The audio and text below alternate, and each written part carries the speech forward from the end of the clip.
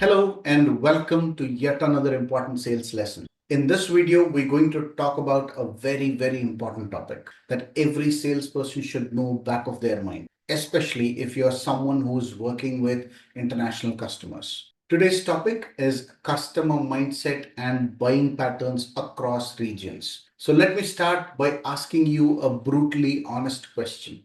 Have you ever lost a deal and later you realized, wait, my pitch was good, my product was also good, pricing was also fine. So why did the customer still not say yes, right?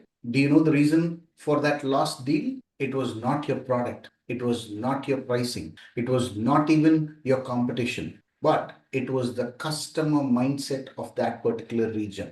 Because what works in the US can totally backfire in MENA region. What feels professional in Europe can feel cold in LATAM market. And what gets quick decisions in the Southeast Asian market might require deeper relationship and trust in parts of Africa. So my friends, today I'm going to give you a very powerful sales advantage. In the next few minutes, you will learn how buyers think across regions, how decisions actually happen, and what triggers trust, what triggers suspicion, and what exact sales moves you should make to close deals faster. If you're already selling globally or if you want to sell globally, this video can literally save you months of trial and error. And let me also tell you something. Most salespeople never learn this. They keep using the same script everywhere and then blame the market. If you really want to see yourself in the top 1% sales professionals, you need to adapt.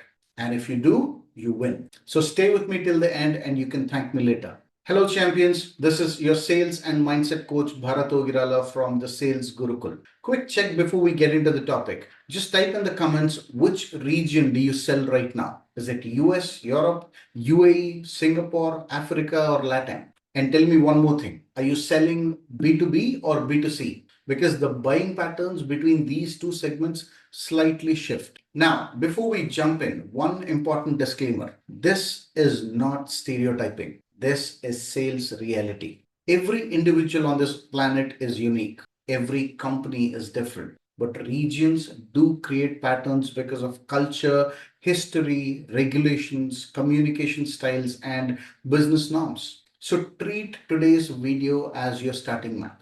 And then you confirm everything using smart discovery questions. Okay, cool. Let's go. To begin with, here is a quick framework I want you to remember. It is called the Global Buyer Framework and it works everywhere across the globe.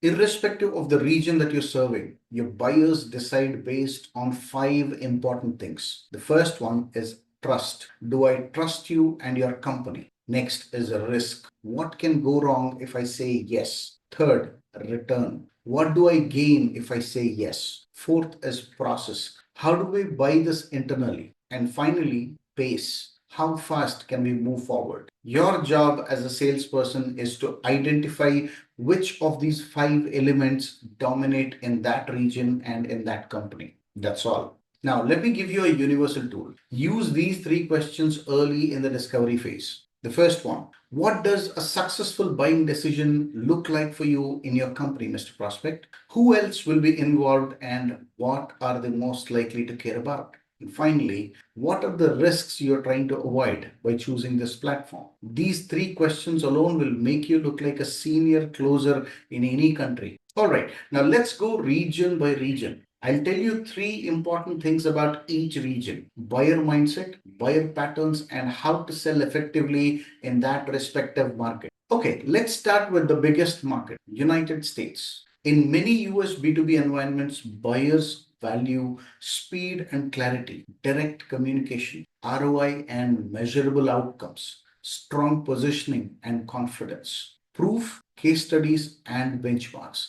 These are the things they value a lot. So many US buyers think like this when they make any purchase. Show me the value fast, show me the proof, and show me the business case, and then tell me the next steps. Let's look at the buying pattern in the US market. First, they do a quick initial evaluation. Then they focus strongly on numbers and outcomes. The decision makers will expect you to be structured. Procurement process can be very strict in this region, and they often compare vendors side by side. So be prepared for that. Now, how do you sell effectively in the US market?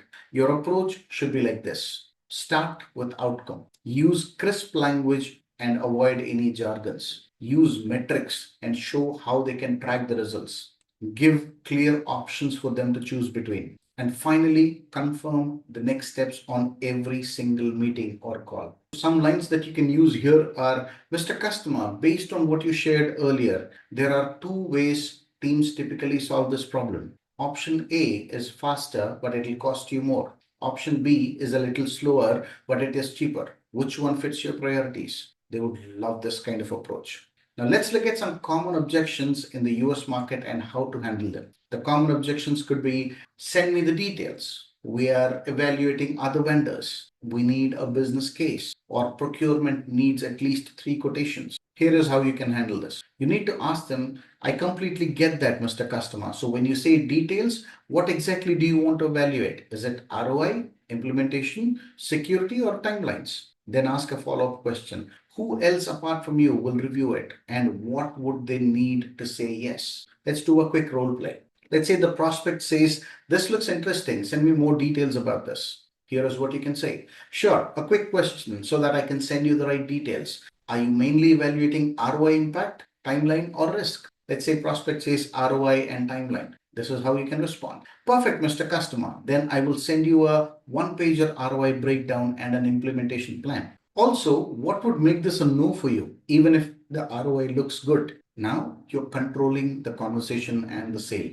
Now let's look at some biggest mistakes people make in the US. Salespeople tend to talk too much. In the US, long storytelling without a point can reduce your credibility. Your story must clearly link to outcomes. All right, now let's look at Latin American market or LATAM markets. First, let's understand the buyer mindset in LATAM market. In most LATAM countries, buyers value relationship and warmth, trust through human connection, reputation and references, flexibility, and long-term partnership vibe. Usually, a LATAM buyer thinks this way. I buy from people I like and trust. I need to feel that you're with me, not just selling to me. Now, let's look at the buying pattern in LATAM market. The meetings are more conversational in this region. You will witness strong emphasis on rapport. Decisions can involve multiple stakeholders informally. You might also need to conduct repeated interactions to build trust. And referrals can carry massive weight in this market. So, how do you sell effectively in LATAM market? You need to start with connection before the transaction. Don't rush into pitch like a machine. It will not work in this market. Here is how you can start a conversation. Mr. Customer, before we talk business, I'd love to understand your context. What is happening in your market right now? Then follow up with another question. So, what is the biggest challenge your team is facing this quarter? Be warm, respectful, and genuinely curious when they answer this. Now, let's look at some common objections in this market and how to handle them effectively. Some of the common objections are, we need to discuss internally. Let us talk later. We're not sure right now. Price is difficult. In LATAM market, sometimes objections are softer and not direct. So you must ask gently, Mr. Customer, that's totally fair. Can you please help me understand what is making this feel uncertain right now? And then say, if we solve that concern, what would be the next step? That's how you move forward. Let me give you an example, how to close a deal without pressure. Mr. Customer, if we proceed, what would you want to feel confident about first? Let's say the prospect says support and implementation. Here is how you can say, perfect. Would it help if I introduce you to a current customer who implemented this with us successfully? That is a powerful LATAM move. Let me tell you the biggest mistake salespeople make in this market. They act too cold or transactional. And if you sound like a robot, trust will instantly drop. All right, the next region is Europe. Now let's first look at the buyer mindset in Europe. In most European markets, buyers value precision and transparency, compliance and data privacy, proof and credibility, process and documentation, realistic promises, not hype. Here is how many Europeans think when they talk to salespeople. Do not oversell, do not exaggerate, be honest and be accurate. Now let's look at the buying pattern in Europe. Evaluation cycles are usually longer in many industries. You may also witness multiple checkpoints during the process. Legal, compliance, and procurement plays a very strong role here. They'd always prefer written documentation. Meetings are more structured, sometimes even very, very formal, right? So, how do you sell effectively in Europe? Your best weapon in Europe is credibility. Use case studies, references, implementation methodology, risk management plan, clear terms, and transparent pricing models. Let me give you a quick tip or a statement that you can use confidently. Let me be transparent, Mr. Customer. Here is what we can guarantee, and here is what depends on your internal adoption. They will love this transparency. This honesty will instantly increase the trust. Now, let's look at some common objections in Europe and how to handle them. Usually, the objections are we need to review internally, we need legal approval, we need documentation and security review, or your claims seems optimistic. So how do you handle them? Here is how. So, Mr. Prospect, which part do you want to validate first? Is it security, implementation, or ROI? Follow up with another question. So, what does your approval process look like? And what is the expected timeline? Then offer this. All right, Mr. Customer, I can provide a security pack, compliance documents, and a reference call with an existing customer. Will that help you to move forward quickly? Let's look at a real-time scenario. Let's say the prospect says, this feels too good to be true. Here is what you can say. All right, Mr. Customer, that's a fair point. Let me make it practical. Based on your current baseline, a realistic improvement range is X to Y. So if we hit X, would this still be worth it? That is how you close in Europe. Now let's look at some common mistakes salespeople do in Europe. They do a lot of hype selling. Too much exaggeration kills trust in Europe. All right, the next region is Africa. It varies by country, but let's look at it. Buyer's mindset in most African market is diverse. So you must stay flexible. But across many African countries, buyers value trust and reliability, relationship and commitment, clear support and delivery assurance, risk reduction, clarity on payment terms and logistics. Here is how African buyers think. Can you deliver what you promised? Will you support after the payment? And are you here for the long run? Now let's look at the buying pattern in African market. Here, trust building is crucial. Relationships and referrals matter the most. Cash flow and payment structures are very important. Buyers might want proof of credibility and local relevance. Decision making can involve senior leaders more directly. So, how do you sell effectively in Africa? Here, you need to sell reliability. Be crystal clear on delivery timelines, support models, escalation process, payment terms and options, references and proof. Here is a question that you can ask your customers. What does a successful partnership look like to you, Mr. Customer? Then ask this. What concerns would you have about implementation or support? Well, let me tell you how to handle the common objections. The common objections could be, we're not sure you can support this. Your payment terms are too hard. We need more proof, or we need leadership approval. Here is how you can handle it. Totally fair, Mr. Prospect. Support matters. Let me explain our support structure, response SLAs, and escalation process. Also, would you like a reference call with a similar customer help you feel confident? This will help you gain customers' trust. Let's say customers talk about payment structure. What payment structure would make this easier for you? Split payments, milestone based, or quarterly? Give options. Let me give you an example of a trust closing line. Mr. Customer, before you decide, what is that one thing you must feel confident about to move forward? And then you genuinely solve only that. Now let's look at what are the biggest mistakes salespeople make in African market. People act like they're doing a big favor to the customer. No. In Africa, you build relationship, you build trust, and you show commitment. That's how you win. All right, the next region is MENA market, Middle East and North Africa. The buyer mindset in MENA region is different from African market. Many MENA countries value trust and relationship, respect and professionalism, authority and confidence, reputation and status. With these customers, decision making can be hierarchical. Many buyers think, are you credible? Are you confident? Are you respectful? And can you deliver at our standards? Well, here is the general buying pattern in MENA region. They love to build strong relationships first, but they also have strong expectation of professionalism. Meetings can be formal. Hierarchy matters the most here. Decision makers may want direct engagement with the vendors. Partnerships and long-term presence are valued the most in this region. So how do you sell effectively in MENA region? You need to show confidence and respect. Be prepared with a strong company profile, a credibility deck, client list, implementation plan, clear pricing and deliverables. Also, do not be too casual too early with these customers. Now, here is a question that you can ask. Who will ultimately sign off on this? What does the leadership care most about? Is it speed, risk, brand impact, or ROI? Here are some common objections that you will see in MENA region. We need management approval. Send me a proposal. We will get back to you. Or we need better commercial terms. Here is how you can handle it.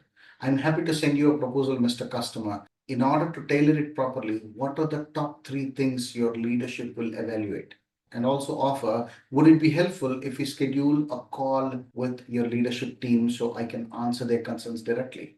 If they talk about commercial terms, just say this. That's understood, Mr. Customer. Are you looking for a better pricing, better payment term, or stronger scope? Let me give you an example how to show authority and clarity. Mr. Customer, based on similar clients, the fastest way is X and the safest way is Y. If leadership prioritizes speed, we do X, and if leadership prioritizes risk control, we do Y. Which direction matches your leadership mindset? Now, let's look at some common mistakes salespeople do. People act too informal, too casual, or too weak. Confidence plus respect will win here. All right, the next region is Southeast Asian market. Now let's first look at the buyer mindset in this region. Southeast Asia is also diverse, but in many contexts, relationship and trust wins, harmony and consensus, low risk decisions, clear process, and long term value. Here is how most buyers think in this region. I need to align with internal stakeholders. I need to avoid risk. I need to make sure that this decision does not create friction internally. Here is the buying pattern in SEA market. Decision making can be consensus driven. They may avoid direct confrontation. They may say maybe or even not now. Trust can be built only through patience and consistency here. They value vendors who make the implementation easy. So, how do you sell effectively in the Southeast Asian market?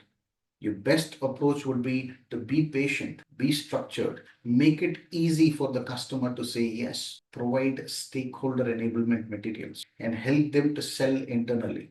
Here are some questions that you can ask. Mr. Prospect, who else need to be comfortable with this decision? And then say, what concerns might they raise? And then finally, offer them support. I can provide a one-page internal summary so that you can forward to stakeholders. Would that help? That's how you win hearts here. Now let's look at some common objections and how to handle them. First, the objections. We need to discuss internally. We will consider timing is not right or we need more alignment. Here is how you can handle. Mr. Prospect, I totally get what you say. To help you align internally, what are the top two concerns stakeholders will raise? Then say this. Would it help if we do a short stakeholder call so that everyone can ask questions openly? That openness is what is appreciated the most here.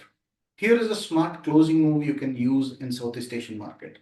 Ask this in your internal meeting, what would make this decision easy? Then you provide that asset. The biggest mistake salespeople make in Southeast Asian market is pushing too hard. If you push too aggressively, they may disengage politely and completely disappear.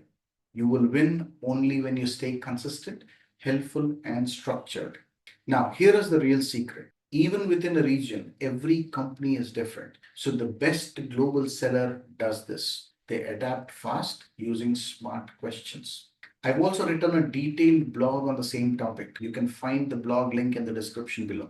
Champions, now if you want to master sales skills in a way that works across markets, across industries, and across customer mindsets, I have something for you.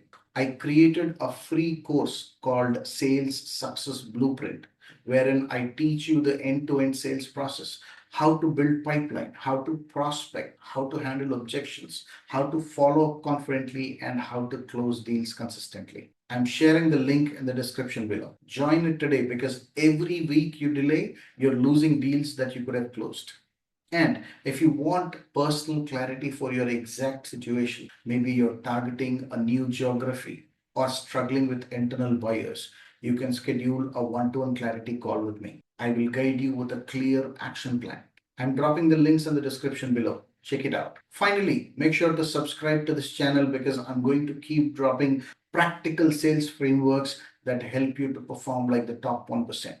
This is your sales coach and mentor Bharat Ogirala signing off. I'll see you in the next video. Till then, go out and sell smart, not hard. Happy selling.